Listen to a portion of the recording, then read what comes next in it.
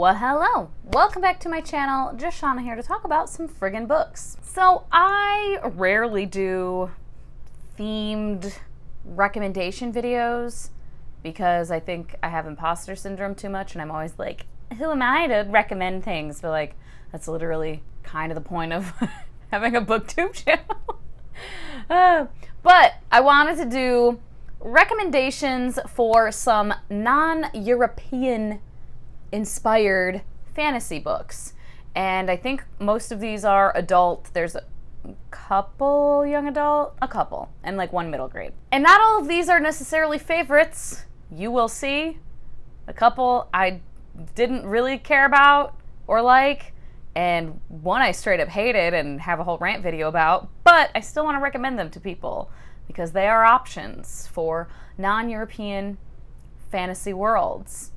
And I do still love a good classic kind of medieval Europe inspired fantasy world for sure.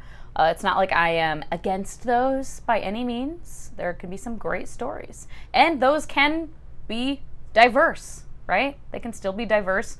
But I just think it's fun to try to look for and pick up books that have perhaps North African inspired worlds or other African countries inspired worlds, Southeast Asian, Eastern Asian, Middle Eastern, South American, that'd be great, Central American, that would be great. I don't see a lot of those, and I would like more. I would like a lot more that aren't like kind of more magical realism, because that doesn't always work for me. And of course, this is not a, I guess, comprehensive list. There's many more I could recommend, but I don't want to be here all day. And I haven't read everything, so these are just ones I have read that I wanted to talk about. I do have some of these physically, but I'm being lazy right now, and I'm going to leave it up to editing Deshauna to put the covers on the screen. Starting off, though, with The Jasmine Throne, or The Burning Kingdoms trilogy, I think it's going to be. I'm pretty sure. It's not finished yet, but the first two books are out, Jasmine Throne and Oleander Sword. This one is an Indian-inspired world, cultures, mythology, folklore. We have an empire that has colonized and taken over and is trying to squash the traditions of these other various kingdoms, countries, etc.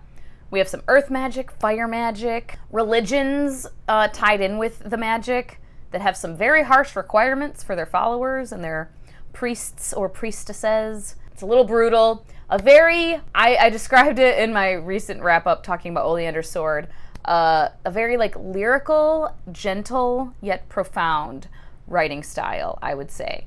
I did struggle with the first half of the Jasmine Throne, the world building, and just orienting myself in the world, like, wait, where are we? And who is that? And what country?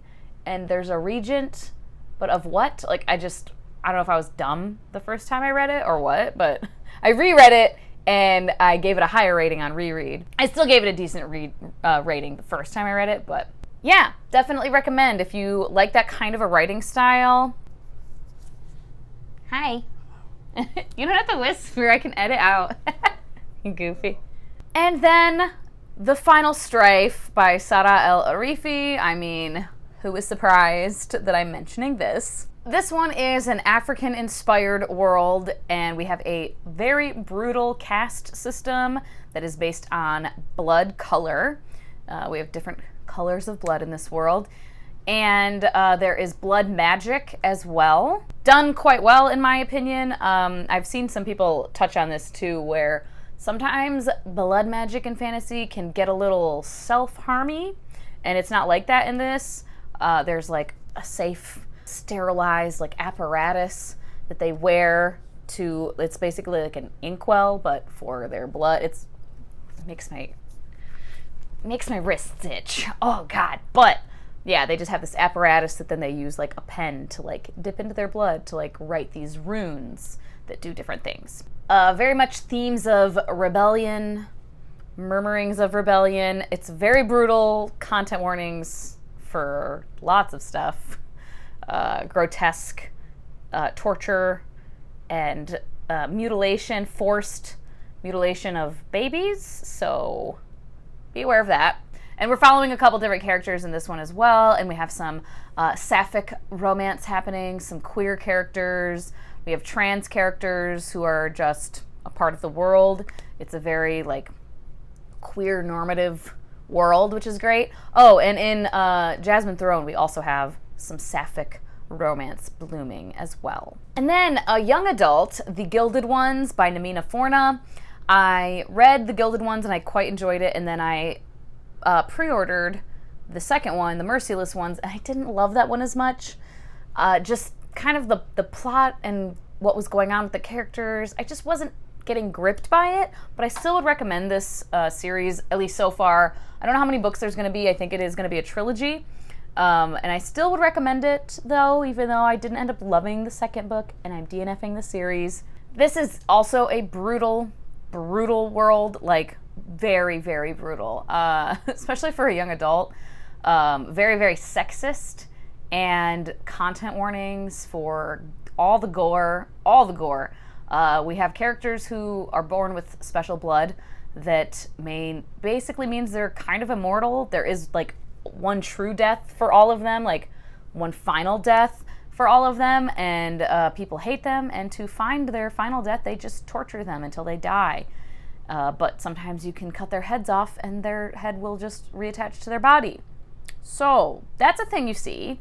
Be aware. And these girls, it's always girls that have this different colored blood. If they are not murdered by their families or communities, they are sent to train as warriors against these kind of demon creatures. And it's a lot of like propaganda, brainwashing, learning things about your world that you thought were different, being lied to by the higher ups for reasons. Yeah, if you like kind of that whole like training to be a warrior thing, and it's very dark, gritty, brutal world, definitely recommend this. And coming to the one that I really hated, but I will recommend, Rage of Dragons by Evan Winter. This is an African-inspired world. Oh, Gilded Ones is an African-inspired world also. And then, yeah, Rage of Dragons is an African-inspired world. This one we also have, like, colonization happening. And I would call this one a revenge-obsessed main character, which was my biggest problem. I learned I really hate that. The whole book being just revenge, revenge. All I care about is revenge. All I can think about is revenge. I'm an idiot because all I can think about is revenge. Like, revenge obsession main character does not work for me. A lot of people love this book, though, for that very fact. They love a revenge arc or revenge plot. Someone just hell-bent on revenge. So if you love that also, freaking read this book. I don't know about the second one because I definitely did not want to read it. But yeah, lots of military and battle tactics as well, and which is another thing that I'm just not a huge fan of. And all the training sequences, which again, a lot of people love. There's many people who love this book for these very reasons that I did not like it. So if you like these things, pick up Rage of Dragons. Jade City. This is an Asian-inspired world. As the series continues, like, the world opens up and you can see, like, oh, that country is like the UK-inspired world. That one's the United States-inspired country, whatever. But we are following characters in this East Asian-inspired country, world, etc. It's contemporary fantasy, and it's very much mobsters, gangsters, like think of like a Peaky Blinders. We have these families that are running things, basically. They work with the government to run things, and the only magic in this world is jade. People can wear jade if they have certain genetics, if they're born on this country, Kikon. And yeah, they can wear jade that gives them kind of superhuman abilities for a time. And they are warriors. And yeah, we are following a family. So there's lots of kind of family dramas as well going on. Very, Sopranos, like I said, Peaky Blinders, that kind of vibe. And I love the whole trilogy. She Who Became the Sun by Shelley Parker Chan. I read this one. It's book one of a duology, and I actually gave it 3.75 stars. And I was like, yeah, I think I liked it. With time, I realized I didn't really care, and I just didn't care enough to continue with the duology. I don't even know if the second book is out or not. I don't think so. Yeah, it's either coming out still this year or into next year, but I'm not sure. This one is an Asian-inspired, it's a reimagining fantasy of the rise to power of the Ming Dynasty's founding emperor. It is a gender-bent reimagining, and it's very low magic. I will throw that out there. Almost non-existent magic. And yeah, historical, military, there's military battle strategy happening. And I would say the writing style is kind of literary-esque.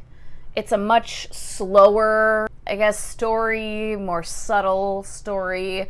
And yeah, I would definitely recommend it if any of that sounds good to you, because a lot of people really, really liked this. I know it was a few people's, like, one of their favorite books of the year. It just wasn't really something that gripped me personally. I liked it, clearly. I mean, I gave it 3.75, but like I said, with time, it just wasn't something that stuck with me, really. T.J. Young and the Orishas by Antoine Bondelay. This is one I've talked about several times. Middle grade, young adult. This very first book, I think, is definitely more middle grade, younger, young adult. It's one of those where, as the main character, T.J. Young, gets older, I think the tone of the books will be slightly different. I noticed that even from book 1 to book 2, which I have read. And yeah, it's Gods Among Us. It is largely an African-inspired kind of world and culture, because we're following a main character, T.J. Young, whose family is, well, his dad, I think it's his dad is African-American, and then his mom is Nigerian. I believe she was actually born in Nigeria. So it's a lot of Nigerian folklore and whatnot. But in the larger world here, we have magic from other cultures as well. Like in book 3, we are going to see like Norse gods and so on.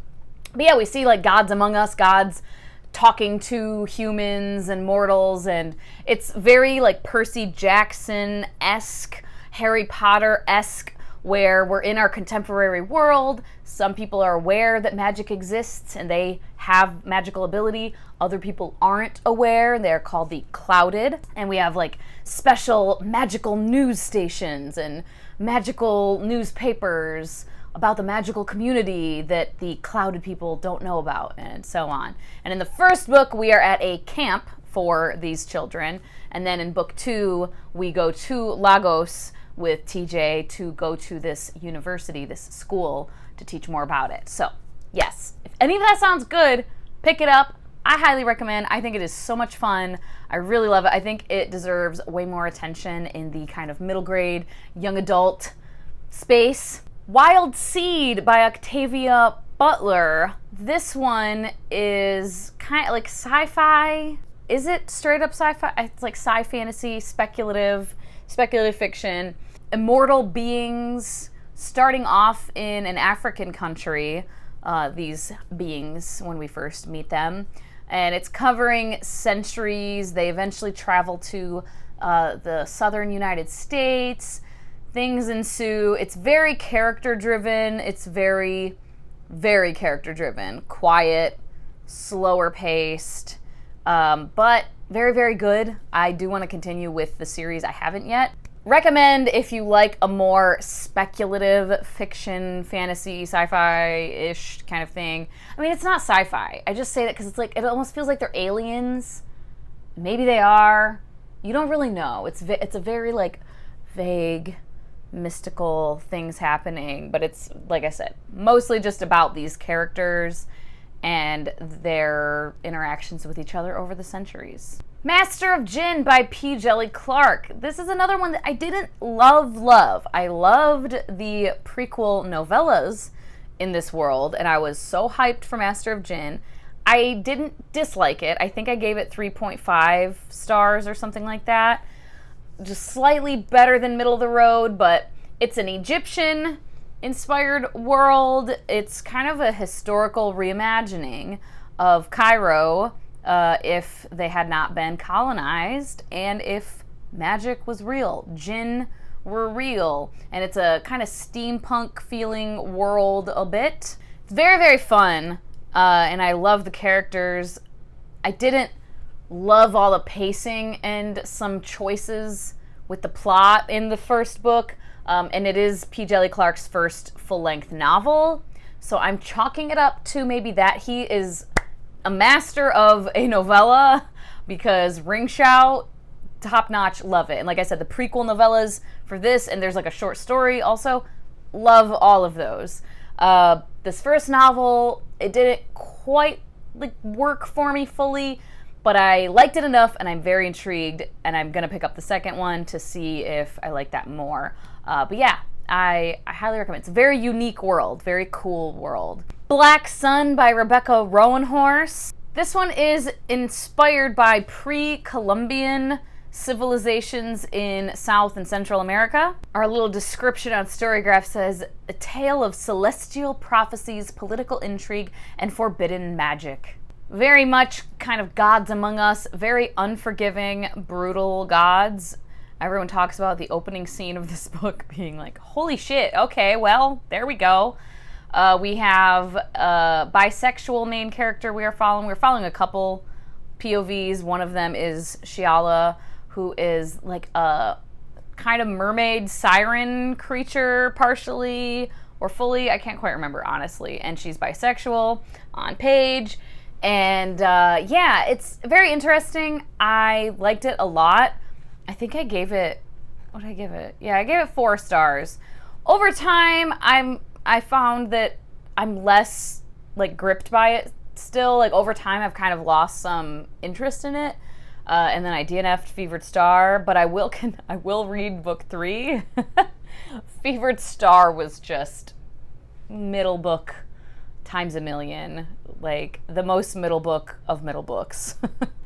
But I still would recommend Black Sun. Like I said, there aren't a lot on the map, at least, mainstream, traditionally published adult fantasies that are in like Central American inspired worlds or Southern American inspired worlds. There's a lot more, I think, of like magical realism, fabulism, speculative fiction in those kinds of cultures, but like just straight up adult fantasy like I like to read, there's not a lot. Let me know of more if you know of more, please. And then next we have Son of a Trickster by Eden Robinson. This is one that is like a contemporary magical realism, young adult, and it is indigenous, Native American inspired, well, not inspired, it is, it's contemporary. So we're following a main character who is living on a reservation, and part of the description here on Storygraph is everyday teen existence meets indigenous beliefs, crazy family dynamics, and cannibalistic river otters. The exciting first novel in the Trickster trilogy. And it's very much, yeah, like a coming of age thing. Deals with some heavy things that you see, some addiction situations. If I remember correctly, I feel like there is self-harm or like suicide ideation, I think. It was a while ago that I read this one though, a good while ago. And I honestly did not love this one myself personally. I gave it 3 stars. There were just some character things that like eventually I was just like, okay, I'm sick of you. But I've seen a lot of people really enjoy this, and this is another thing that we don't see a shit ton of, is more like indigenous and specifically like Native American inspired fantasy, just like fantasy, right? A lot of people really like it though, so I recommend, if any of that sounds fun, if you like a more contemporary kind of magical realism thing. And finally, we have one that I wanted to like so much, and it's like I did, but at the same time I didn't. The Way of Thorn and Thunder by Daniel Heath Justice. It's the Kinship Chronicles, and yeah, it's very much epic adult fantasy, and it's actually 3 books, but then they're like bundled into one. The actual original like 3 books were Kinship, Werwood, and Drade, and I feel like I almost wish I had read them like like that, like book 1, book 2, book 3. I just read The Way of Thorn and Thunder as one, and it took me forever. My God. I don't even remember how long it took, but it took a while, and it was a bit laborious at times for me. So I would maybe recommend doing like book 1, book 2, book 3 if possible. It's hard to find this book, honestly, though. I could only get it on ebook, so I don't know if you even can get like book 1, book 2, book 3 anymore. I'm not sure. Maybe. Multiple points of view, though, and it's very much an indigenous, Native American, I believe. Yeah, right? Native American? North American indigenous culture. Lots of, I guess, like gender normative stuff, like not on a gender binary. We have, I think there's non-binary characters, and I believe there's trans characters as well. It's been a minute since I read this. But yeah, if you like a really epic, high fantasy, slower going, kind of more classic fantasy in that regard writing style, but like I said, with a North American indigenous inspired culture and world, completely made up world, but very obviously inspired by all of that. The ending, I remember really liking the ending. I don't remember exactly what happens, but I remember being like, all right, yeah, here we go. Yeah, I do recommend this if you're looking for more of that. And that's all I'm going to talk about today. I think I talked about enough. My God, how many was this? I don't even know. 12. Okay, well, like I said, not a full list, not comprehensive. There's plenty more out there that I haven't read. There's plenty more that I have read that I didn't talk about here. These are just some recommendations.